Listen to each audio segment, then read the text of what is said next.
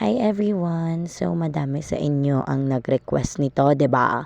So, this is the first episode of Exposing Your Ka-Ervogan Homans! Ayan yung mga gusto niyo talaga! So, ayun na nga. This is our first homan. Hi ma! Isishare ko lang kwento ko sa ka-Ervogan ng babae. Ganito kasi yun. May nakita akong lalaki sa pink app. O, alam niyo na yun kung ano yun, box. Sobrang angas. Tapos, nagustuhan ko dating niya. Sobrang bait kasi. Tapos, maginoong. Maginoong ng medyo bastos. Gusto mo yon? Ayun, dun sa app, usap-usap kami. Tapos, one time, nagkapalitan kami ng account sa Blue App. Illegal na asawa yarn. Naging hot yung chat namin. Like, pumunta ba naman kami sa parang inaakit namin yung isa't isa, gano'n. Pero dahil nga mabait siya, sabi niya, kalimutan na daw namin yung mga topic namin sa chat. Tas ilang days siyang di nagparamdam. Gano'n, biglang ginos after mawet. Charing. Tas mga last year, May birthday niya, binati ko siya doon. Feeling niya raw dahil yung tao nag-e-effort batiin siya, kakampi niya na raw ako. Kaya umabot ng 1 year pag-uusap namin. Tas naging way na rin yon para maging super close kami. Pero di pa din kami nagkikita. At kung tatanungin daw natin, bakit umabot ng 1 year? Kasi taga Mindanao ako, tas siya nasa Manila. Kaya ka-Ervogan ng babae ay pinuntahan sa Manila ang Ekalal na para bang gustong mabutasan. Ganon! Pumunta ako sa Manila for work. Tapos bago ako makapasok sa work, nagkita-kita kami kasama kaibigan namin. That time, he was so protective. Like super talagang sobrang gentle niya, ganon.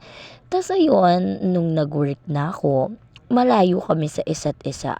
Like, nasa 2 hours ang biyahe. Ganun kalayo. Grabe naman ang layo 2 hours. Pero one time, di ko alam, pero yung chit-chat namin, umabot na naman sa initan. Like parang, akita na naman sa chat. Ganon.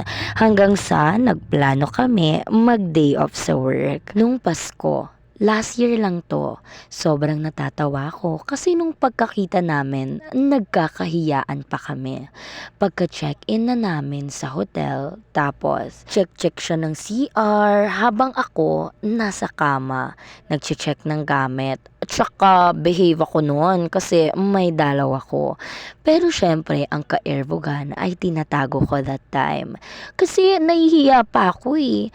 Hanggang sa tumabi na siya sa akin, humiga, tas sabi niya, "Love, may call sign kami kasi siya yung may gusto nun." Sabi niya, "Love, cuddle us." Eh ako, pinagbigyan ko na kasi cuddle lang naman eh. Okay lang siguro yun, pero nangingiliti ang lalaki, Joy. Kaya ayun, nakiliti ako sobra, kaya di ko na malayan, nasagi ko na pala ang kanyang nota.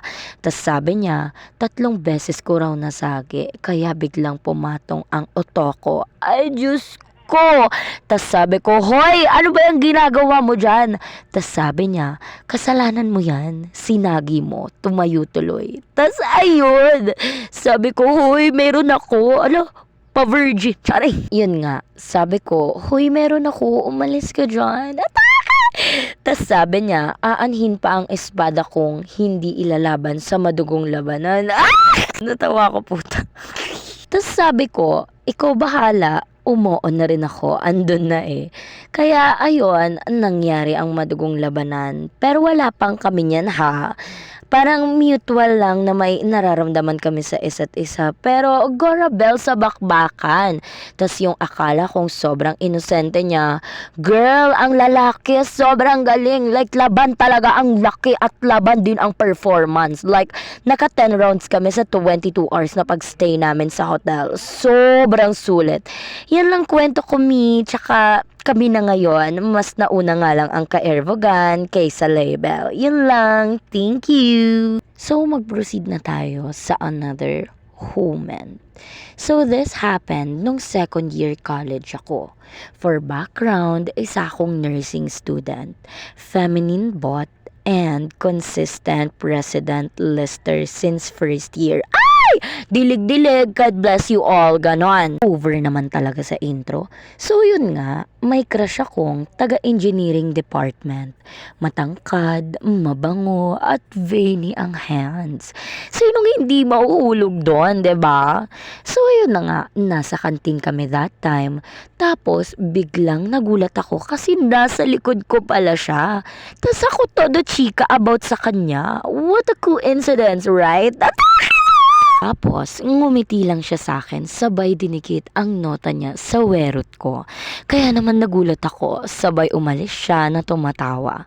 Fast forward, nasa CR ako para mag-ayos kasi bawal naman ako sa CR ng girls kasi nga lalaki pa rin ako. So ayun, lalaki pala yung sender. Sorry, ako din nalito ako kung babae ba siya o lalaki. Fem pala siya na bot. Feminine lang. Nagulat ako kasi lumapit siya sa akin. Sabay kinuha ang makeup ko. Sabi ko sa kanya, ano bang trip mo? Give me back my makeup. Sabay dahan-dahan siyang lumapit hanggang sa nasa pader na ako. Para kaming nasa teleserye. Sobrang kaba ko kasi ang lapit niya. Naaamoy ko yung hininga niya at dumaan sa leeg ko. Ate, parang hindi makatotohanan, malawatpad yung story mo ha. At ramdam na ramdam ko ang init ng katawan niya at ng nota niya. Sabi ko, stop toying me. Sabi niya, curious daw siya sa akin. Then, birthday ng classmate namin, tapos naglaro kami ng truth or dare. Pero iniiwasan ko mga tanong nila kasi wala naman akong experience. At nung huli, medyo tipsy na ako kasi kakainom kasi nga ayoko ngang sagutin mga tanong nila. Tapos, dahil nga tipsy na ako, sinagot ko na ang tanong nila kung kailan ko raw na lost first kiss ko. Sabi ko, I haven't had my first kiss. Happy?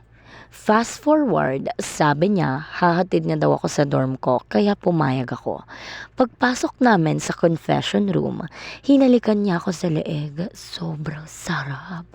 Kaya, nagpatalo na ako sa tawag ng laman. And his lips slowly go down, tapos nilip-to-lelap niya yung legs ko hanggang sa nirim niya ang werot ko. Napahawak ako sa buhok niya sa sarap. Tapos, nililip-to-lelap niya ako habang gini-ginger niya yung werot ko para akong mababaliw sa syrup. Tapos sabi niya, pasok ko na baby. Since first time ko, sobrang sakit. At naiyak ako. Sabi niya, ang cute ko raw. Ganon, ang cute ate ko! Hanggang sa nawala yung sakit at napalitan ng sarap. Tapos binayo niya ako ng malala hanggang sa dinede niya ako habang binabayo kaya natawag ko na lahat ng dapat tawagin. After 8 minutes, ginutok niya. Sabi niya, sumuwad daw ako, sabay inaso niya ako habang sinasalsirl ako hanggang sa nilabasan na siya at nakrimpay ako at natapos kami na may marka ko sa katawan. And now, we're official. Wow! At doon natatapos ang kanyang humans. Palakpakan si bakla, sana all! So, mag-proceed na tayo sa ating last human. My first and last threesome experience. Hello po, kaka-join ko lang here today cause I really wanna share this experience I had. Kasi naman, sobrang nakakatuwa magkwento tong si ate ko. So, alam kong ma-enjoy mo din tong kwento ko. Anyways, you can call me Alea and this story is about my first and last threesome experience. So, yun nga ate ko. Let's call the guy Alex. And we're in a relationship. To be more clear, we're FUBU. Disclaimer, this was couple years ago na. Right now, I'm happy and committed sa BF ko. Anyways, going back with Alex, since we're FUBU nga, natural na sa amin yung magkita ng gabi or free time and have sex. We have this friend na tawagin nating Ana. Si Ana, maganda siya, pero kung makikita mo siya personally, aakalain mong bisexual siya. Kasi hindi siya girly pop, manamit, and super attracted din ako sa kanya since may pusong bading din ako. Ganon, meron pala siyang kabaklaan, ganon. So, I found out that Anna is heartbroken that time.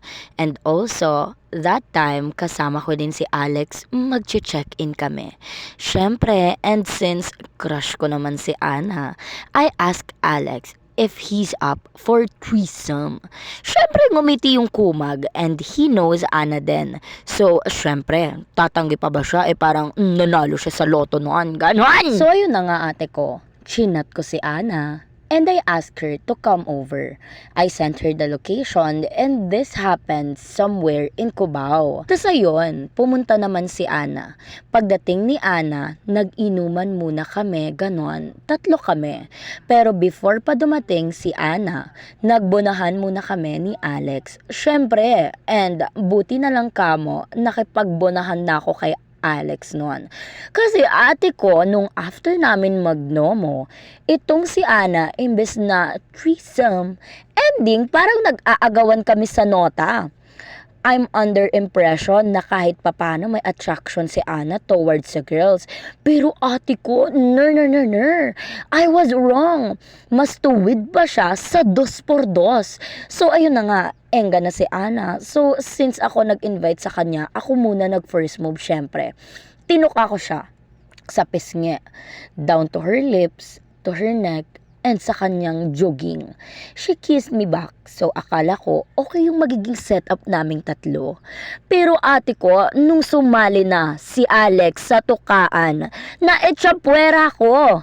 Ending ate, silang dalawa nagtutukaan. Tas ayaw paalisin ni Anna si Alex sa jibabaw niya. Trinay ni Alex ibalik ako sa kama since tumayo nga ako kasi parang nag-e-enjoy sila ng sila lang. Nagtatampo na ako ganon. Pero di nakaalis si Alex sa pagkapulupot ni Anna sa kanya. Ate ko para akong nanonood ng corn in real life. Tas mas lalo akong naiinis sa jungol ni Anna. Ate ko kasi feeling ko ay nagawan niya lang ako. Ending, di ko kinaya nakikita ko. So, pumasok akong CR, tas nag-chat ako sa isang crush ko. And I asked him to meet me. Tapos, pag open ko ng door, yung nota ni Alex, palabas-pasok pa din sa nyipay larot ni Anna. So, nagbihis na ako at umalis na. Baka makaabala na lang ako sa kanila. Tas, kinita ko na lang yung crush ko. Ganon. Never na ako nakipag-threesome ever. Di ko pala kaya, pero at least na-check ko na yon sa bucket list ko. Sana marinig ko to sa mga Homance episode mo sa TikTok, ate. Yun lang. Bye! Sana ba ding okay lang dito sa TikTok first episode kayo, no? Okay lang sa'yo. So, ayun lang. Dito na natatapos ang inyong ka-Airvogan Homance. Mag-subscribe kayo para naman aware kayo at click the notification bell sa kada upload ko. Yun lang. Bye!